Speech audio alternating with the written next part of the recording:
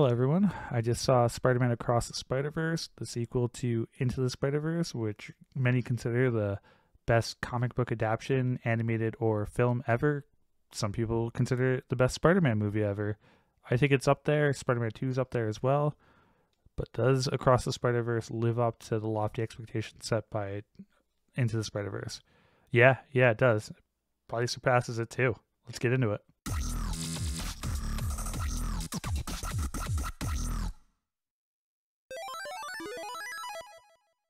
So you might be wondering why I'm filming here rather than my normal location. Well, one of my lights died, so my lighting down there is kind of tough without all my lights. So gonna do it here. We have the better mic here anyway, so I'm sure it'll work out. Just not as nice of a camera, unfortunately. We're making it work though. Across the Spider-Verse takes place a year after the first one.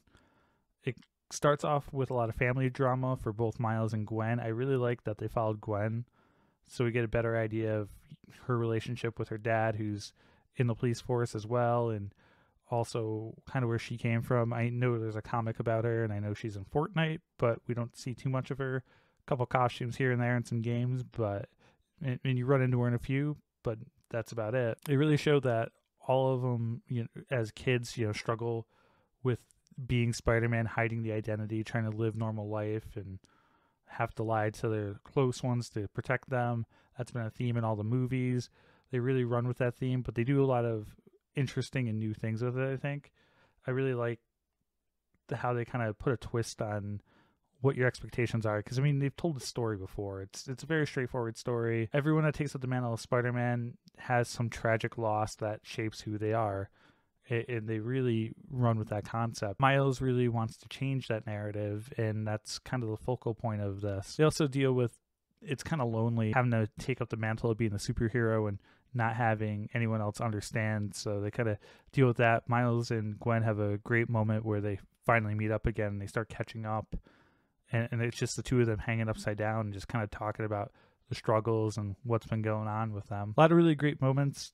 They bring a lot of family drama throughout it. That's the slowest part in the beginning, but it really works well, and it makes you like the characters. You can see the growth they've had over the past year since the last movie, in all the characters, in their abilities. You can see it in their character. It's really cool seeing the arc with all of them, including the older Pete. He's had a lot of changes too, which when he comes in later is kind of a surprise and a pretty funny moment. In the last one, Nick Cage as the noir Spider-Man kind of stole the show. They have a bunch of Easter eggs with a bunch of different Spider-Man. They even do the meme thing, and they turn that up to 11, which is great, where they're all pointing at each other. It was pretty funny. A lot of Easter eggs you'll pull from games from previous movies. It just shows how they're all connected, and it's kind of a cool concept. They bring parts from other shows. This movie's beautiful. It's really one of the best animations you'll ever see. It's got really cool style, and it brings in so many different styles. The different Spider-Man kind of bring the style of their world with them.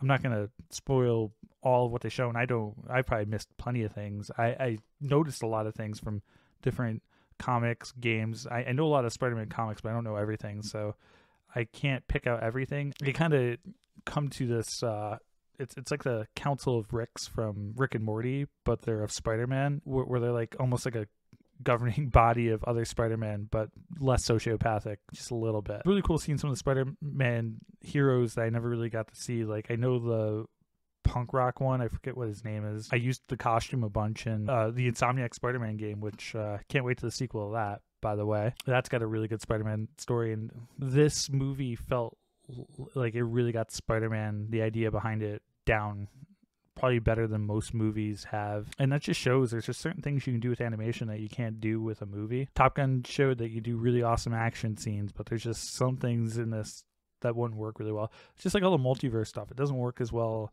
in the Marvel. Sometimes the Marvel movies hit it pretty well, but they've also fumbled it a bunch too. And I think this shows that in the animation that they can pull it off really well, make it look really cool, and bring all these different ideas together in a way they could never ever do on screen. The humor is great in this. The soundtrack is really good. I'm a big fan of. I got a bunch of VGM, video game vinyl, and I really think they did really well with the sound of this. I'm pretty excited to see what crossovers they'll do with the Spider-Man 2 game when it comes out this fall. I'm sure they'll have some costumes. They did that with the other one.